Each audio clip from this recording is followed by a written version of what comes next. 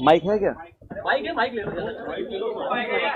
आप दे दो माइक, वो तो ले आओ। माइक कर रहे थे ना, मैं थोड़ा जोर से बोलता हूँ, फिर आवाज आ जाएगी। धन्यवाद साथियों, आप सब यहाँ पर आए।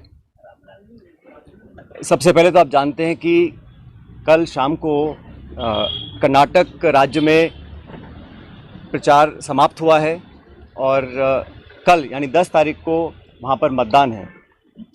कर्नाटक में जो इलेक्शन कैंपेन हुआ और जो रुझान सामने आ रहे हैं, उसे देखकर स्पष्ट है कि वहाँ जनता बदलाव चाहती है और वहाँ की भाजपा सरकार भ्रष्टाचार में पूरी तरह लिप्त थी।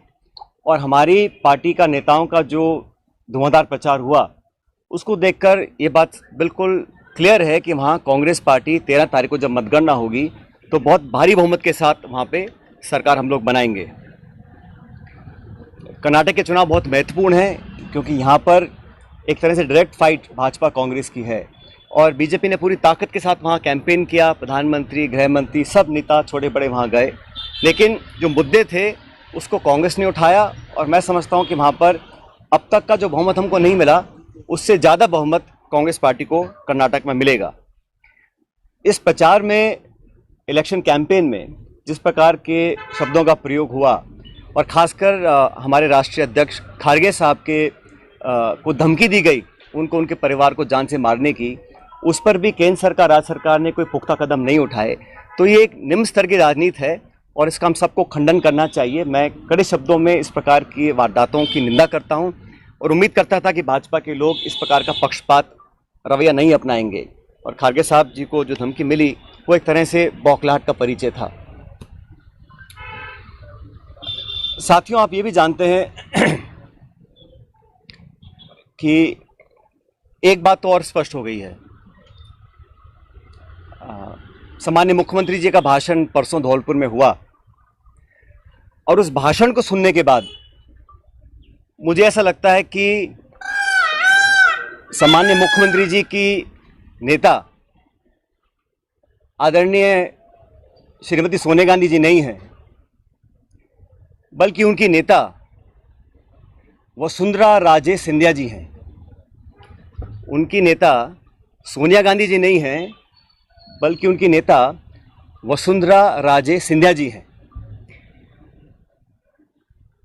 और एक तरफ ये कहा जा रहा है कि हमारी सरकार को गिराने का काम भाजपा कर रही थी, दूसरी तरफ कहा जाता है कि सरकार को बचाने का काम वसुंधरा जी कर रही थी। तो ये जो विरोधाभास है, इसको समझाना चाहिए।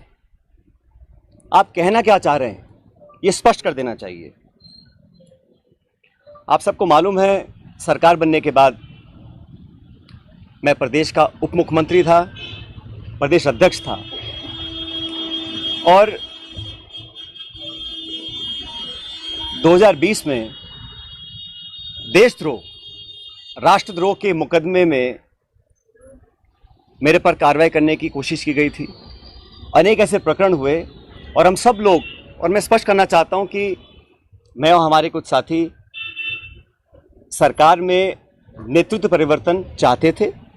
अपनी बात को लेकर हम दिल्ली भी गए और अपनी बातों को रखा। उसके बाद अखिल भारतीय कांग्रेस कमेटी ने लगातार चर्चाएं हुई और आज वो दुनिया में नहीं है, स्वर्गीय अहमद पटेल साहब, लेकिन उनके माध्यम से सब नेताओं से मुलाकात हुई और एक कमेटी का गठन हुआ, एआईसीसी ने किया। उसमें माखन साहब, वेणुगोपाल जी और अहमद पटेल जी सदस्य थे और उस कमेटी का एक काम था। और कमेटी जब गठन हुआ, उस समय हम सब की बात सुनकर हमारी बातों को एक्सेप्ट किया गया और एक रोड मैप तैयार किया गया।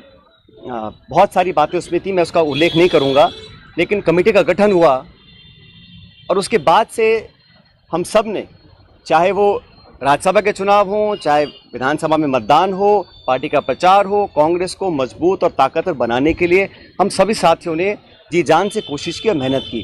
और 2.5 साल का जो कार्यकाल निकला वो इस बात का प्रतीक है। अनुशासन तोड़ने का काम कभी भी किसी ने नहीं किया। मुझे बहुत कुछ कहा गया, कोरोना, गद्दार, निकम्मा आदि, और जो ये आरोप परसों लगाए गए, ये 2.5 साल से मैं आरोप सुन रहा था, लेकिन हम अपनी पार्टी को और सरकार की छवि को नुकसान नहीं पहुंचाना चाहते थे। इसीलिए मुझे लगा कि जो प्रकार का भाषण दिया गया, मैंने पहली बार देखा कि अपनी सरकार को, अपने ही विधायकों को, अपने नेताओं को बेइज्जत और बदनाम करने का काम हो रहा है। कांग्रेस के विधायकों को तो बदनाम करने का काम हो रहा है और भाजपा के नेताओं का गुणगान हो रहा है। ये समझ से परे है। इस प्रकार का जो काम हुआ वो बड़ा गलत है। और हम सब लोग जो दिल्ली में गए थे अपनी बात को रखने के लिए, किन लोगों पर आरोप लगाए जा रहे हैं? ऐसे लोग जो पब्लिक लाइफ में 30, 40, 45 साल से हैं। 3 दिन पहले मैं बाड़मेर में था। सम्मानीय हेमाराम जी 1980 से विधायक हैं। उनकी क्या छवि है, मतदाता, पब्लिक, उनके क्षेत्र के लोग उनको अच्छी तरह जानते हैं, उनकी क्या क्रेडिबिलिटी है और क्या पब्लिक लाइफ में उनका अब तक का इतिहास रहा। ओला साहब, जिनके स्वर्गीय पिताजी 1957 से चुनाव लड़ रहे हैं, बड़े बड़े पदों पर रहे, और हेमाराम जी ने तो अपने नौजवान बेटे की मौत में और याद में एक छात्रावास बनाया है। 100 करोड़ की ज़मीन तो उनकी बाड़मेर में, निजी ज़मीन को उन्होंने दान किया समाज के लिए, लोगों के लिए।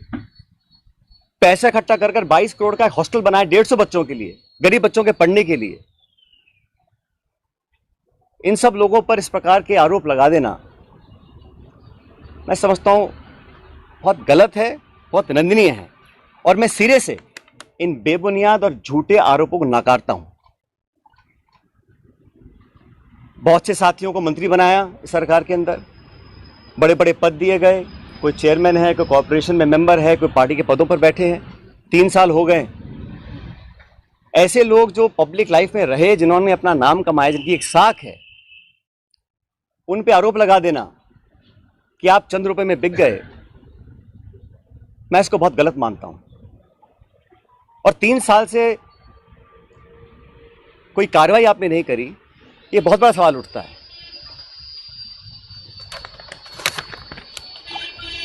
साथियों, हम दिल्ली में गए, अपनी बात को रखा,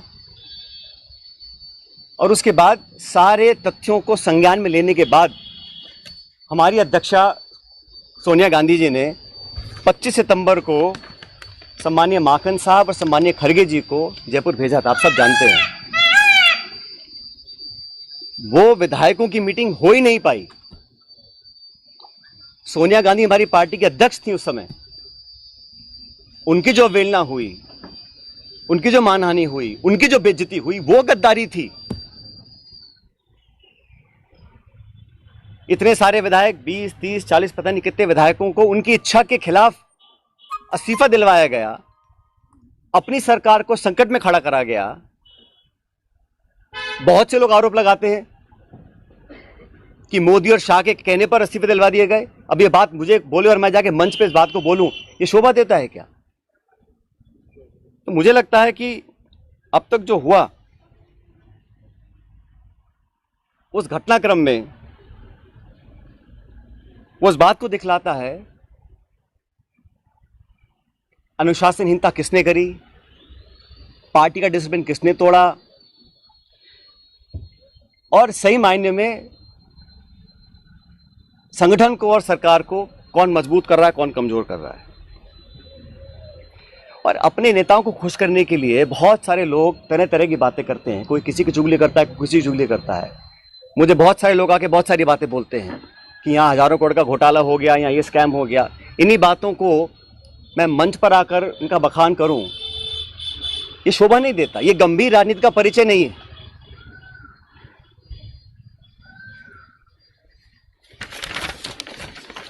इसीलिए मैं, आप जानते हो, पिछले 1.5 साल से चिट्ठियां लिख रहा हूं वसुंधरा जी के कार्यकाल में जो तमाम गंभीर भ्रष्टाचार के आरोप हमने लगाए, अशोक गहलोत जी ने लगाए, मैंने लगाए, मंचों पर लगाए, प्रेस कॉन्फ्रेंस करके लगाए, उनकी जांच क्यों नहीं हो पा रही थी। अब मुझे समझ में आ रहा है कि ये जांच अब तक क्यों नहीं हुई। मेरे चिट्ठियां लिखने के बावजूद मैं 11 अप्रैल को जयपुर में अनशन पर बैठा इस मांग को लेकर, लेकिन अब मैं नाउम्मीद हूं क्योंकि तथ्य सामने आ रहे हैं। कार्रवाई क्यों नहीं हो और क्यों नहीं होगी, ये बात भी स्पष्ट हो चुकी है। इसलिए मैं ऐसा मानता हूं कि हम लोग जो पब्लिक लाइफ में हैं, जनता ही भगवान है और जनता जनार्दन के सामने हम सबको नतमस्तक होना पड़ेगा। मैंने करप्शन की इशू को लगातार उठाया, पहले भी उठाया, आज भी उठा रहा हूं, आगे भी उठाता रहूंगा। जब जब मैं वसुंधरा जी के करप्शन की बात करता हूं या जो पेपर लीक हुए जिसमें लाखों बच्चों के भविष्य पर सवाल चिन्ह खड़े हो गए, उस पर कोई जवाब नहीं आता। इसलिए साथियों, मैंने निर्णय लिया है कि आरपीएससी, जहां से कई सारे पेपर लीक हुए, बहुत सारी वहां पे खबरें आई कि वहां पर तमाम भ्रष्टाचार हो रहा है, अजमेर स्थित आरपीएससी है। मैं 11 तारीख को परसों अजमेर से एक यात्रा निकालूंगा। जनता के बीच जाकर जनता की आवाज़ सुनेंगे, जनता के मुद्दों को उठाएंगे और जैसा मैंने शुरू में कहा, जनता जनार्दन है तो जनता के बीच जाना हम सबका दायित्व बनता है। और जो करप्शन के इश्यूज़ हैं, जो नौजवानों के इश्यूज़ हैं, जो पेपर लीक और पेपर कैंसिल के और नौजवानों के हितों से जुड़े मुद्दे हैं, उनको उठाकर मैं एक जन संघर्ष यात्रा निकालने जा रहा हूं, जो 11 तारीख को शुरू होगी अजमेर से और जयपुर की तरफ हम लोग आएंगे। लगभग 125 किलोमीटर की यात्रा है। जन संघर्ष यात्रा लोगों के हितों के लिए, करप्शन के खिलाफ, नौजवानों के संरक्षण के लिए। उनकी आवाज़ को हम सुनेंगे, उनकी आवाज़ को बुलंद करेंगे और मैं समझता हूं कि सही निर्णय तब लिए जाएंगे जब जनता का पूरा हमारा साथ होगा, जनता का पूरा प्रेशर होगा। पद यात्रा है, जन संघर्ष पद यात्रा 11 मई को मैं अजमेर से शुरू करूंगा और हम जयपुर आएंगे। लगभग 5 दिन का समय इस यात्रा में लगेगा। जैसे मैंने कहा, ये यात्रा किसी के विरोध में ना होकर करप्शन के विरोध में है, नौजवानों के पक्ष में है। जो तमाम जनता में आज मुद्दे हैं, जो इशूज़ को लेकर हम राजनीति करते हैं, जिन इशू पर मैं हमेशा अपनी बात रखता आया हूं, उनके बीच जाकर, उनकी बात सुनकर, उनकी आवाज़ बनने की हम लोग कोशिश करेंगे। और ये अभियान शुरू होगा 11 तारीख को। ये पायलट साहब अशोक गहलोत जी ने एक बात और कही जिसका आप आज ये पॉलिटिकल स्टैंड क्या रहेगा, क्योंकि सबसे बड़ी जो राजनीतिक उत्सुकता यही बनी हुई है कि आपका स्टैंड क्या रहेगा, पार्टी में रहकर संघर्ष करेंगे? मैंने कहा ना आपको, कुछ लोग ऐसे हैं जो चाहते हैं कि कांग्रेस कमज़ोर हो, कांग्रेस में फूट पड़े, और जैसे मैंने कहा, बदनाम करने की, आरोप लगाने की, आलोचना करने की, चरित्र हनन करने की कहीं कोशिश अगर हो रही है तो उसको हम नाकाम करेंगे। हमारी पार्टी को जो लोग कमज़ोर करना भी चाहते हैं उनको हम होने नहीं देंगे। लेकिन पब्लिक इश्यूज़ पे जो मेरा स्टैंड पहले था वही स्टैंड आज भी है और आगे भी रहेगा। और जो करप्शन हुआ, जिसको हमने सैकड़ों बार पब्लिक में उसको एक्सेप्ट किया, उस पर 4.5 साल तक हम कोई कार्रवाई नहीं कर पा रहे हैं। मैं अब समझ रहा हूं कि वो कार्रवाई हम क्यों नहीं कर पा रहे थे। कोई कारण तो होगा। मैंने चिट्ठियाँ लिखी, अनशन किया, आवेदन किया, आग्रह किया, बार बार किया, हाथ जोड़ कर किया। अगर कार्रवाई नहीं हो रही थी तो अब मुझे समझ में आ रहा है कि वो कार्रवाई क्यों नहीं हो रही थी। लेकिन किसी भी नेता से बड़ी जनता होती है, तो जनता के समक्ष हम जाएंगे, इन बातों को रखेंगे। और जो लाखों लाख बच्चों के पेपर कैंसिल हुए, जिनके माँ बापों ने अपना पेट काट कर उनके ट्यूशन के पैसे दिए, उनको साल 2 साल मेहनत करवाई, जो कभी ओवरेज हो सकते हैं, जिनका भविष्य के आगे उनको पता नहीं वो क्या करेंगे, जो विश्वास और जो एक क्रेडिबिलिटी होती है, अगर वो सिस्टम से ख़त्म हो जाएगी तो फिर आने वाला समय बहुत मुश्किल होगा। इन तमाम बातों को लेकर मैं जनता के बीच में जाऊंगा और लगातार पैदल यात्रा करेंगे अजमेर से 11 तारीख से।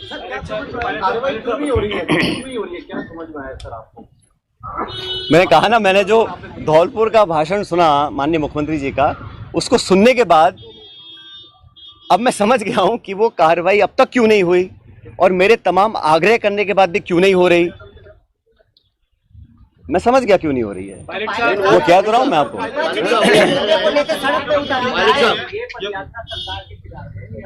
ये मैंने शुरू में कहा, ये यात्रा किसी के खिलाफ नहीं है, ये यात्रा करप्शन के खिलाफ है, भ्रष्टाचार के खिलाफ है, ये यात्रा नौजवानों के पक्ष में है, उनके हितों की रक्षा करने के लिए है।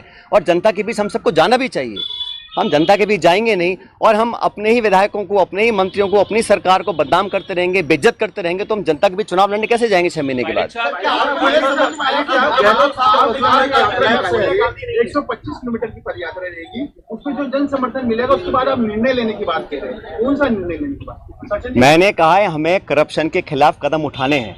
अब तक हम वो संतोषजनक तरीके से नहीं कर पाए हैं, तो हम पब्लिक बीच में जाएंगे और जो हमने वादे पब्लिक में किए थे सरकार बनने से पहले, उन वादों को पूरा करवाएंगे। अभी 7 महीने बचे हैं चुनाव में, 8 महीने। मैंने कहा ना आपको शुरू में, आप उठा रहे हो या तो विपक्ष ऑलरेडी उठा रहा है, आप क्या करने जा रहे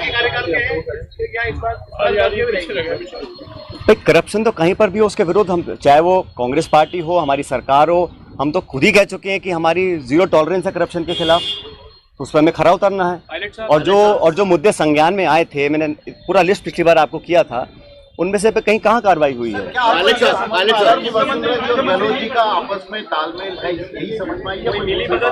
भाई मैंने कुछ नहीं कहा आपको, मैंने इतना कहा कि धौलपुर के परसों के भाषण के बाद मुझे समझ में आ गया है कि कार्रवाई अब तक क्यों नहीं हुई। कोई कारण तो होगा ना। जिस बात को मैं 5 साल लगातार बोल रहा हूँ, सरकार में आने के बाद नहीं कर रहा हूँ, तो क्या कारण थे? वो कारण सामने आ गए। सर उसी भाषण में, सर पायलट साहब, उसी भाषण में मुख्यमंत्री ने कहा कि AICC से पैसा दिलवा देंगे। उसी भाषण में मुख्यमंत्री ने कहा। इसका जब ऐसा है, मैंने आपको शुरू में कहा कि मैं किसी पे आरोप लगा दूं कि इसने 1000 करोड़ खा गया, 10,000 करोड़ खा गया, 1 लाख करोड़ खा गया, उसका कोई मतलब नहीं है। पब्लिक लाइफ में अगर तथ्य प्रमाण किसी के पास हैं तो कार्रवाई कर देनी चाहिए थी, अब तक क्यों नहीं करी?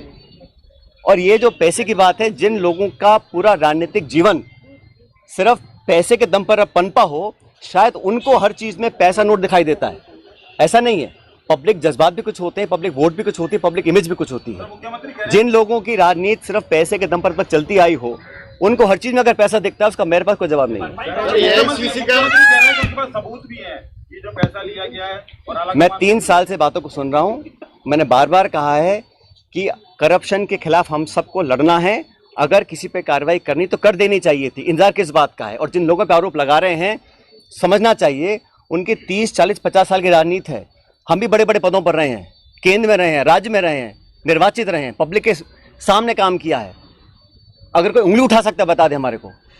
इस तरह के आरोप लगाने से, सुनिए मेरी बात,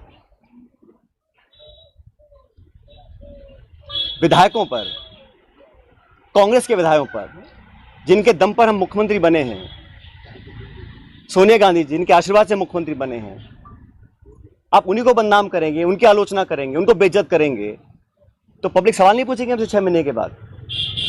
इस प्रकार के निराधार आरोप लगाना कोई बहुत गंभीर राजनीति का परिचय नहीं है। मानहानि का दावा करेंगे, इसका मानहानि का क्या करें? दर्ज करवाओगे क्या गलत के खिलाफ? मैं कह रहा हूँ ना, एक तरफ तो आरोप लगा रहे हैं कि भाजपा सरकार गिरा रही थी, दूसरी बात कह रहे हैं कि वसुंधरा सरकार बचा रही थी। तो मैं समझ नहीं, बोलना क्या चाह रहे हैं? कौन गिरा रहा था, कौन बचा रहा था? हमारा सब समझौता दिल्ली में हो गया, कमेटी ने निर्णय ले लिया, हम सब समझौते के बाद जयपुर आए, सदन में पेश हुए, हम सब ने एक स्वर से अपनी सरकार का समर्थन किया। हर मतदान कांग्रेस के पक्ष में किया, राज्यसभा का चुनाव हो, मध्य विभाजन हो, हर जगह 2.5 साल से हम सब लोगों ने अपनी कथनी करने में कोई फर्क नहीं रखा। मैं तमाम अपनी आलोचना सुनने के बाद जो मुझे कहा आप सब जानते हैं।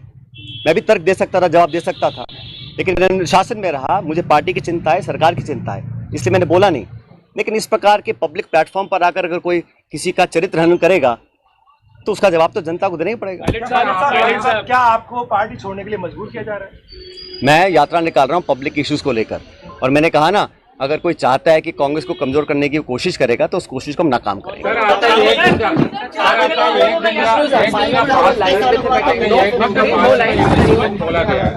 आपने यात्रा निकाल रहे हैं, उसको कैसे पार्टी देगा?